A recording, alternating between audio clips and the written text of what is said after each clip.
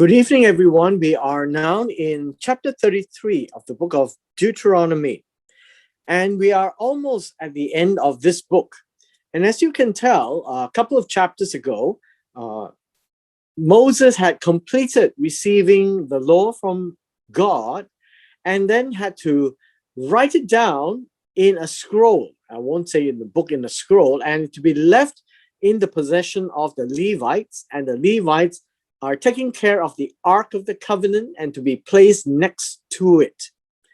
And so in chapter 32, we saw the prophetic song of warnings to the children of Israel. In chapter 32, at the end, it was again reminded of us that Moses, because of what he did, was not allowed to enter into or cross the river Jordan into the promised land.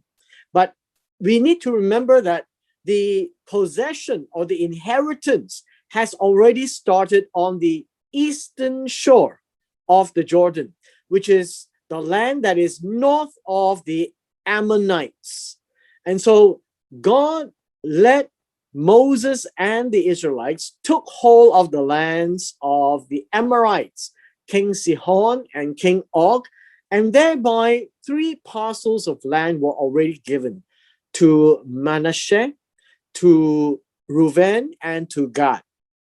And now in chapter 33, Moses is now giving his last words. And this is what he says.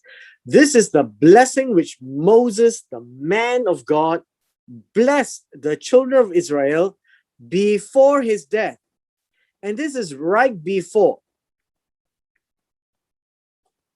And the idea of blessing, as you can tell, and they are words of I guess you can say that material words, because the man of God is saying it, and it has certain prophetic pronouncements as well. But these are words that were given to the children of Israel by their tribes. And the word blessing, this is the noun, and this is the verb, and this is the word Baruch. And the whole idea here is to pronounce good things upon them. And then what would those good things be? Would be what the words are phrased. And this is what Moses said. 1, Yehovah. And look at this word. The idea here is came from Sinai. Now, I think one of the things that I had mentioned to you before is that God led the children of Israel out of Egypt to where he was. He was calling them out of Egypt. So what we would see as a picture would be here. Egypt, and then we have Mount Sinai. And you see that God is here waiting for them and calling them. And that is what it means, that God's position at that point in time as a start of a reference point is always Mount Sinai. He goes to Egypt, leads them out, and brings them back to Mount Sinai. And so Sinai is the mountain of God. That's where Moses met with God. And that is how this whole song, I guess blessings, are worded in this way. Now, it dawned on them from seer. The word dawn on them is the initial part where God started was from seer, and this was with Esau. And according to Jewish thinking, I guess, they would say that God approached Esau first, and Esau didn't pick up that challenge, I guess. And then he shone forth from Mount Paran, and Paran is where Ishmael lived. And both of them appeared to have rejected. Now, that's a Jewish thought worth considering, I guess.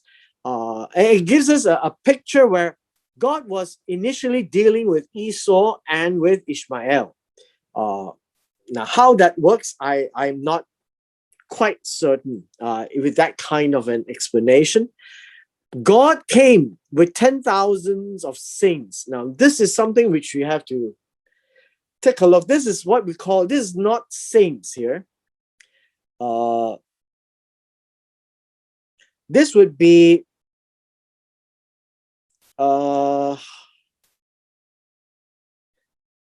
this word multitude. 10,000 of saints is actually multitude of holy ones. And in this situation, I would say the multitude of holy ones and not 10,000s of his saints, these refer to angels. Right? This refer to angels. From his right hand came a fiery law for them. That's one of the idea here. The fiery law, this is not law as in Torah.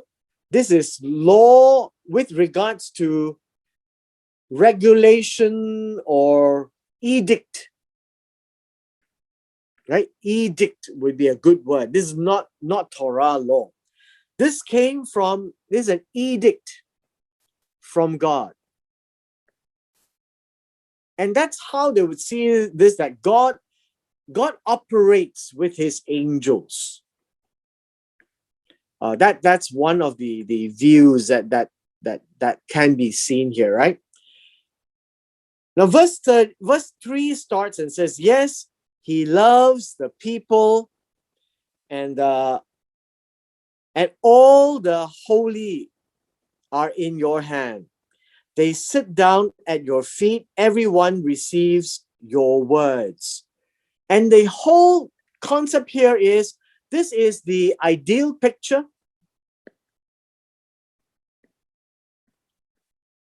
As everyone learns from God, that's the picture that would be painted here, right? And then in verse 4, it says, Moses commanded a law for us. You need to understand that the commandments came from God. It is God to Moses and to Israel. Remember, Moses was acting as the conduit of sorts, because in Exodus chapter 19, they saw the presence of God, they heard God, and they were very afraid. And he told Moses, you go up and you hear what needs to be heard, and then you come back and tell us, and we will do everything God says. That was Exodus 19. And Exodus 19 have been an anchor passage for us. And this would be a heritage of the congregation of Jacob. Now, look at this as a heritage.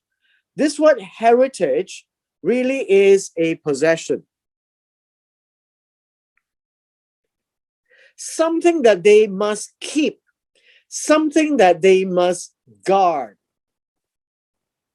And so this word law here is a charge. It's not the Torah. So these are different words, and these are things that God charges to Israel to keep as they are the congregation of Israel. God was king in Yeshurun. The word Yeshurun, Yeshurun would be a word from Yashar, and this is about being upright. And this is a name for Israel. He was king in the congregation of the upright, where the leaders of the people were gathered, all the tribes of Israel together. And here you find that this is an A and a B, that the leaders of the people represents all the tribes. of Israel. You won't get 1,000,000 people sitting together, obviously. So whenever they say Moses spoke to the people, it really is Moses to the elders and then to the people. And so the elders represent the people. Now in verse 6 onwards, you will find that Moses is now referring to all the tribes of Israel. Now, all the tribes of Israel is 12 tribes. Right? 12 tribes. And that's what all the tribes of Israel actually mean. So let's take a look at what Moses had to say from verse 6 all the way down. Now, these are all blessings. And when you say blessings, you would realize that blessings do not contain bad thoughts. Blessings always contain good thoughts. And with good thoughts, it would vary between very good and just good, right? And so do not be alarmed that blessings have various forms and the pronouncements of good things or tov, as long as it's not a curse. And so the first one went to Reuben, and Reuben will live and not die. Why would that be? And if you recall in Genesis chapter 32, when he did something with Bilhah, the father's handmaid, the wife. And I think this one has something to do with Ezekiel chapter 18.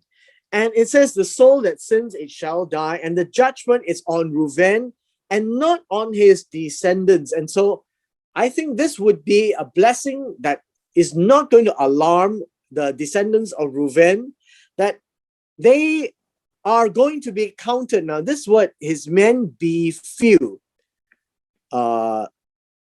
literally means be counted in the number. That would be the Hebrew. Meaning that Reuben will still, the descendants will be counted in number of Israel. So they would not be completely removed from the 12 tribes.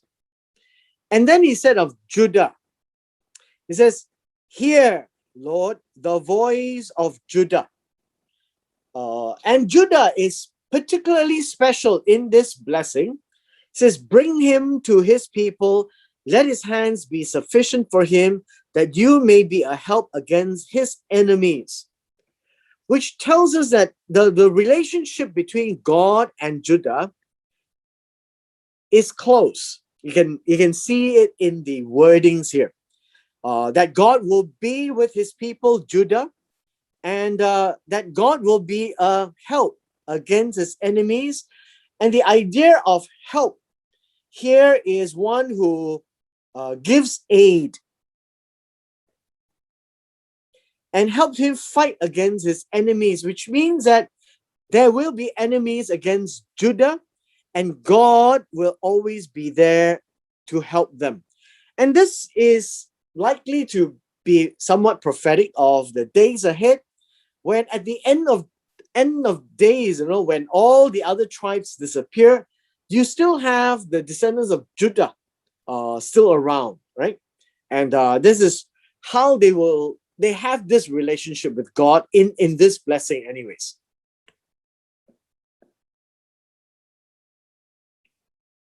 Now, with regards to Levi or Levi, now the Levites are a peculiar tribe.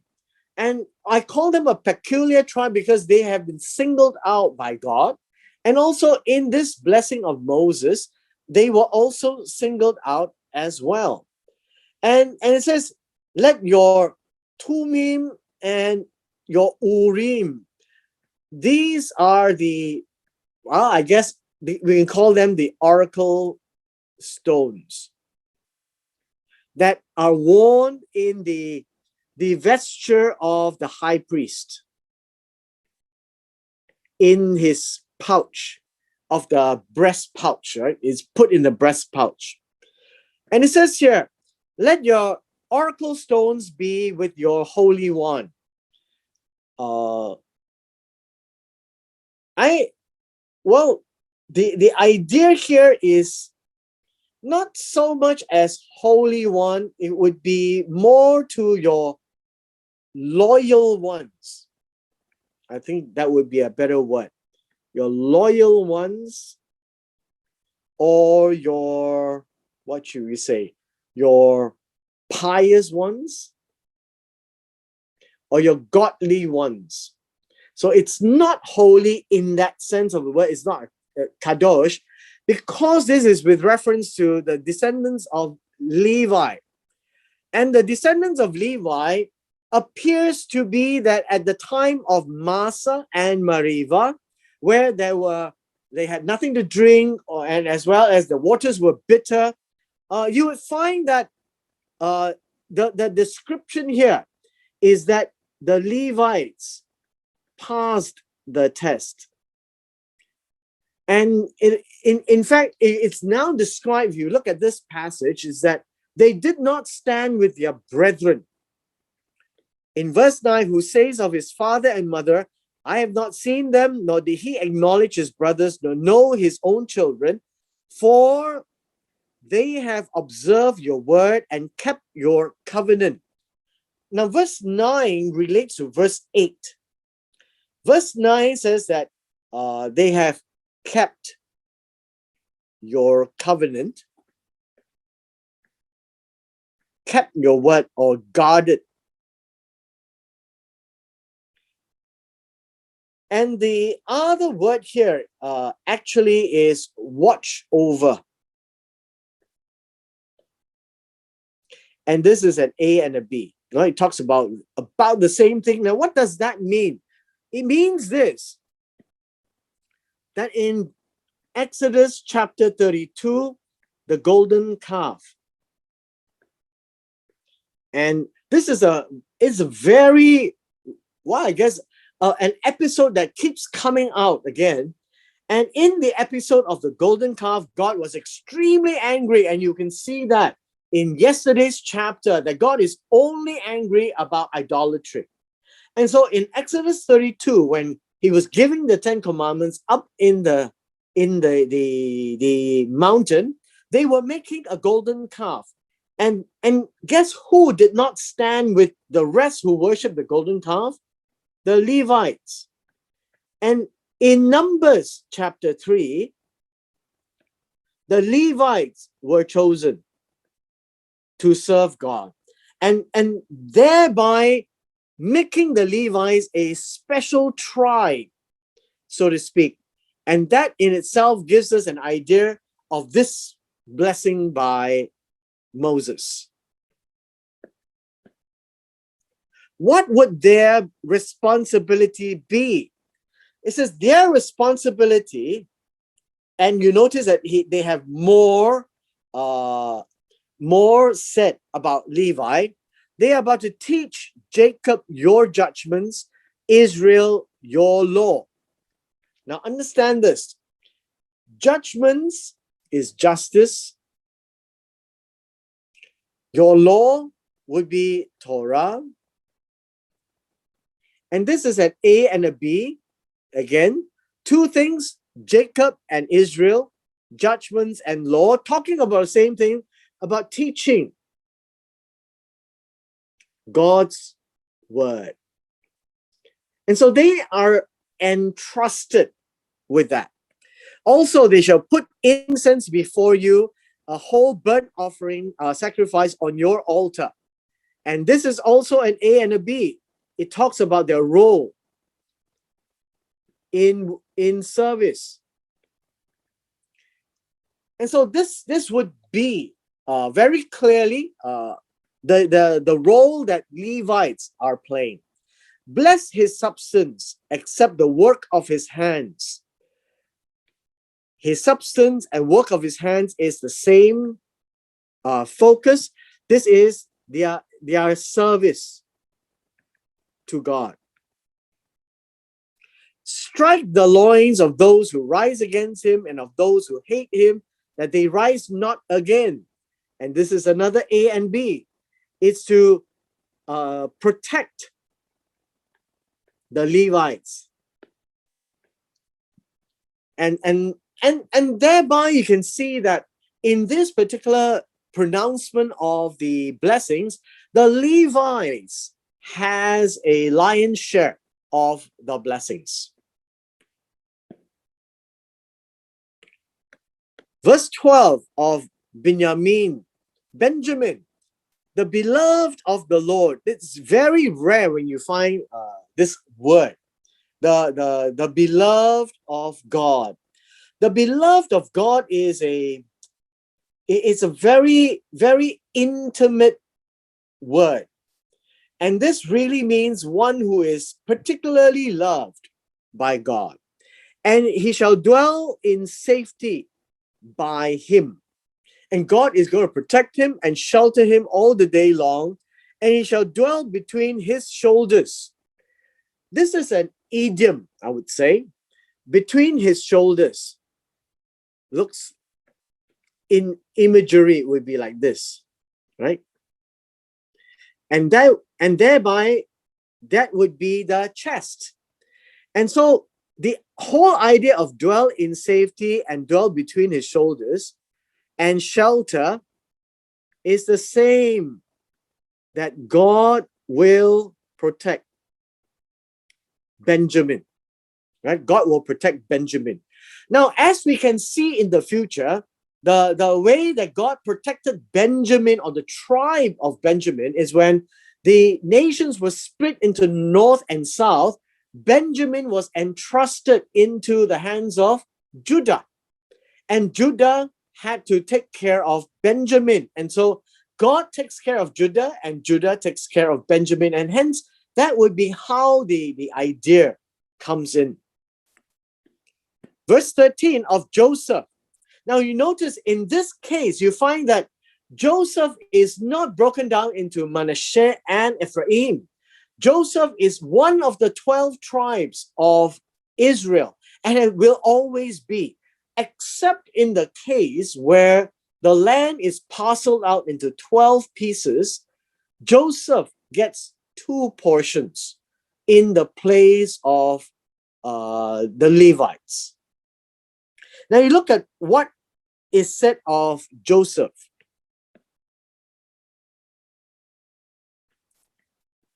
And of Joseph, he said, blessed of the Lord is his land. Now this land is Joseph's land. Now you must also see that Joseph's land is in 2 parts. We have Ephraim and Manasseh. And so it is his land that will be very fertile. Precious things of heaven with the dew, deep lying beneath, precious fruits of the sun, precious produce of the months, best things of the ancient mountains, precious things of the everlasting hills, precious things of the earth and its fullness, the favor of him who dwell in the bush. And you notice these are agriculture. Agricultural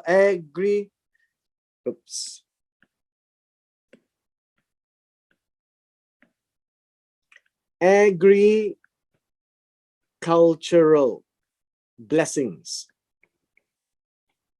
And you notice that the land of Manasseh and Ephraim are the largest pieces put together. And there you find all kinds of agriculture, whether it's fruits, whether it's wheat, whether it's vine, right? And so that's where verses, this part, 13, 14, 15, and 16 comes from.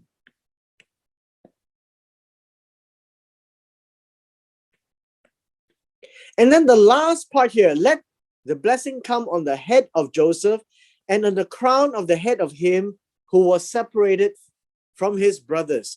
And you notice that Joseph, him is Joseph, right?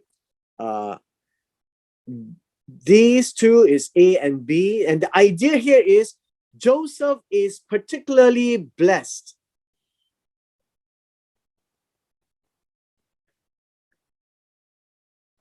because he was taken away, sold into slavery by his brothers. But more importantly, that God saw his entire life committed to God, that he stood by God, honorable to God, faithful to God, and used by God. And hence, it was because of Joseph that the family of Jacob were protected in the land of Egypt. Right? And hence, in this case, the blessings really come upon Joseph very loudly in this sense. His glory, like a firstborn bull, his horns, the horns of a wild ox. And these are with regards to what we call strong animals. The wild ox and the bull, these are strength, pictures of strength. Together with them, he shall push the peoples to the ends of the earth. Ends of the earth, and the word earth right here in verse 17 really means land. And the breadth of the promised land. And you find that the one who led this charge to push all the peoples, the idea of the peoples here are the peoples who were in the land, and the one that really led this out was Joshua. And Joshua comes from the tribe of Ephraim in Joseph's tribe, right? And so you find that there are 10,000s of Ephraim and the 10,000s of Manasseh. And you find that from Manasseh, we find the leader of Gideon as well. And so we have Joshua and Gideon leading the charge. And they were part and parcel of all the campaigns in the book of Joshua and in the book of the Judges.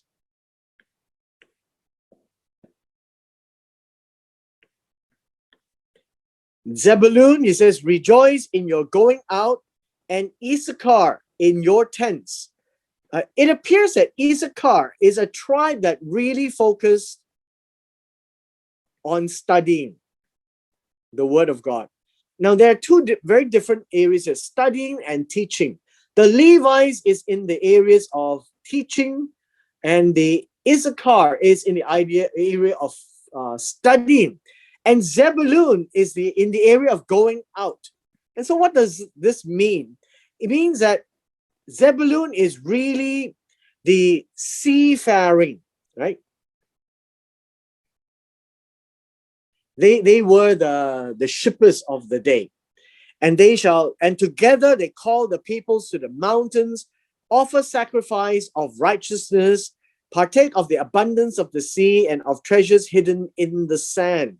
And all of these is between the two tribes, Zebulun and Issachar. And they take care of the northern segment of the kingdoms. The next is God. He says, blessed is he who enlarges God. He dwells as a lion, tears the arm and the crown of his head, provided the first part for himself, because a lawgiver's portion was reserved there. He came with the heads of the people, administered justice of the Lord, his judgments with Israel. Now, these are all pictures. So let me just draw you that picture. Remember, God, if this is the Jordan River and the Dead Sea, God is on this side of the promised land, right? God is on this side. And basically what that would mean to us is God is what we call the protector of the perimeter. They are actually the first line of defense for the nation of Israel. And so they were given this blessing by Moses to be really ferocious, right? Dwells as a lion, tears the arm, and the crown of his head. He was provided the first part because this was the first part where Moses came up, right? And between Gad and Reuben, God was given the charge. A lawgiver's portion, and this would be with reference to Moses, because he died there in the land where in the land where God is protecting. So he came with the heads of people, administered justice of the Lord. His judgments with Israel is the lawgiver's portion, right? And hence we can see God's character in this blessing of defending the nation. Next is with Dan. Dan is a lion's whelp. He shall leap from Bashan. And basically what you find is that if this was Israel and you find the Galilee, Jordan all the way down to the Dead Sea, Bashan is on this side. And Dan went from Bashan to up north. So he leaped from Bashan. So this is quite prophetic. And Dan eventually ended up at the northernmost point of the promised land. The next tribe was Naphtali. Naphtali, satisfied with favor, full of the blessing of the Lord, possesses the west and the south. What does that mean is Naphtali is here. Naphtali is the west and south. This is Naphtali. West of Jordan and south of Galilee.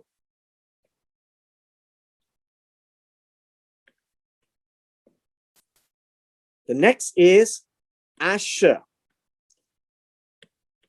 Asher is the most blessed of sons. Let him be favored by his brothers. Let him dip his foot in oil. Now you need to understand that foot in oil, this is not your petroleum oil here. This is their special olive oil.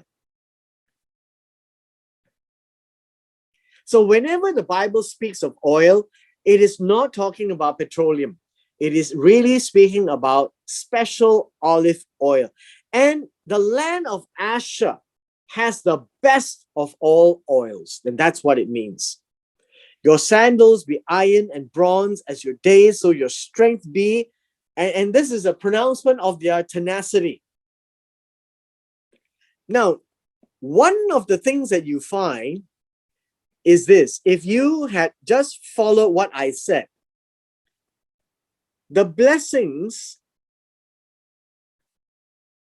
were to 11 tribes. Strangely. I'm not quite sure, I must say, why Simeon was left out. But Simeon has always been, and eventually we see in the book of Joshua and follow on, Simeon eventually disappeared amongst the tribes in Judah and in Ephraim. And so Simeon is not a long-lasting tribe in that sense. And so there was no blessing stated for Simeon. Perhaps that is what it meant, that in time to come, Simeon will be no more. In terms of their land and in terms of their land being absorbed into the rest of the tribes. Now the blessings come and the pronouncement of God, again, There is no one like the God of Yeshurun. Remember, Yeshurun is upright. The character of Israel. That's what God wants of Israel. And so it says here in verse 26, it says, there is no God. There is none. So no one is none. There is none like the God of Yeshurun.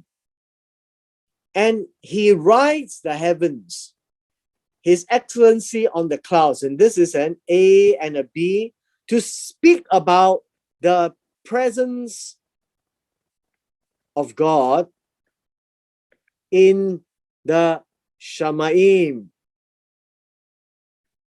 And that would be the heavens, the skies. And so in the Hebrew culture, they were always, I guess in all Oriental as well, that God is above, right? God is above in the clouds, above in the skies, and he's up there. And so this is a more poetic way of saying God is there in above. His majesty is in the clouds. The eternal God, your refuge. What is eternal God here? The idea here is verse 27.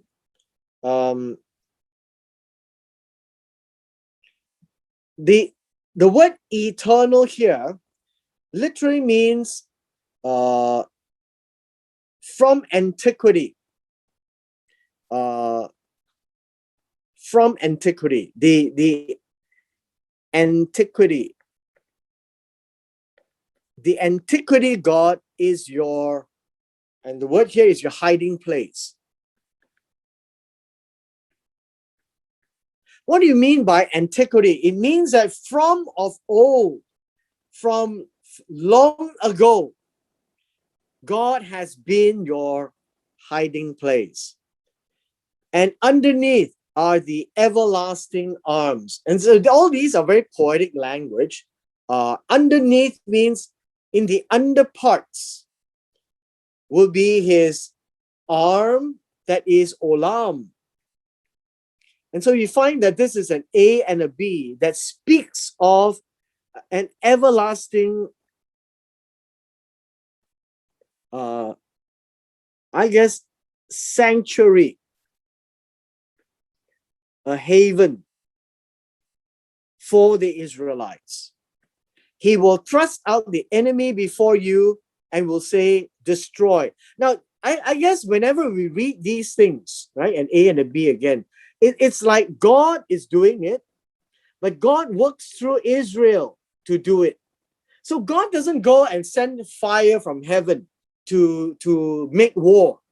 God enables Israel to have some extraordinary ability in the talents of Joshua and the people, or in Moses, to be able to trust God and win the battles. And that is what God means, that he is the one who is doing this. And that is always the case.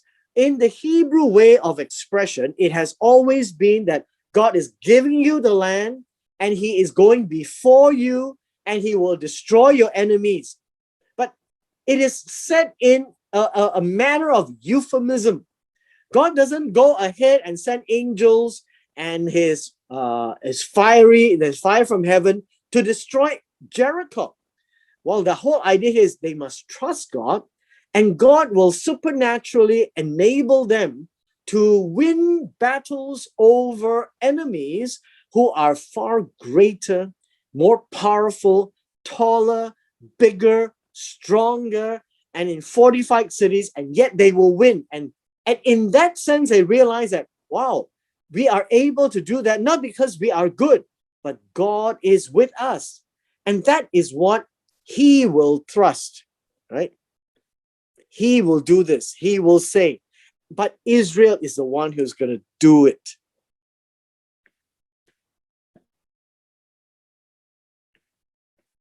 In our last two verses, then Israel shall dwell in safety. Now, what does this mean? This means that finally, in the future. And so this blessing is something towards the future. The fountain of Jacob alone in a land of grain and new wine, his heavens shall also drop dew. What this means is God will bless rain from heaven, harvest of produce. You notice in the lives of the Israelites, they're not looking for more gold, more silver, more houses. They are all very much like Orientals. It has to be something practical. It's to be eaten, right? They harvest, they eat and drink. And their eating and drinking is very dependent on the rain. And God will take care of them. And that's why in the land of Israel, the promised land, it is like a conditional enjoyment of land, that they will enjoy the land with the windows of heaven when they are obedient to God. And so in the future, in the final state, they will definitely be like that. So happy are you, Israel. Or in this case, happiness. We shall read Psalms chapter 1. Happy are you. Happy is the man. Happy, O Israel, who is like you, a people saved by the Lord. This is a testimony as a reminder to, I guess, to Israel, that they are a special people that is particularly helped, right? And the idea of help, it is helped, saved, or delivered. So God has delivered them as a nation. All of them came out, but not all of them will enter into the promised land, obviously. The shield of your help, always about God, always about God. The shield of your help, the help is God. And this would be an A and a B as well. Save is help. Okay, the shield of your help. And the idea of help is aid. So this word is save, delivered, and help. This word is help. And the sword of your majesty, your enemies shall submit to you, shall tread down their high places.